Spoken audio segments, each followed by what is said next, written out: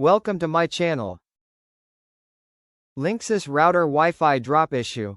Fast Solution, 2026 Tutorial. 1. Restart the Linksys router. Turn off your Linksys router, wait 30 to 60 seconds, and turn it back on. This refreshes the connection and fixes temporary Wi-Fi drops. 2. Check router placement. Place the router in a central, open location. Avoid walls, metal objects, and electronic devices that can cause signal interference. 3. Update Linksys router firmware. Log in to the Linksys router and update the firmware to fix bugs and improve Wi-Fi stability. 4. Change Wi-Fi channel. Too much interference can cause Wi-Fi drops. Change the wireless channel in router settings for better performance.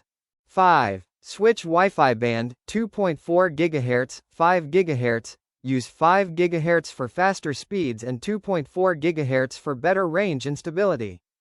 6. Reduce connected devices. Too many devices can overload the router and cause frequent Wi-Fi disconnections.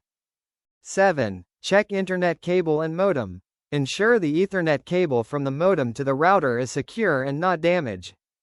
8. Disable power saving on devices.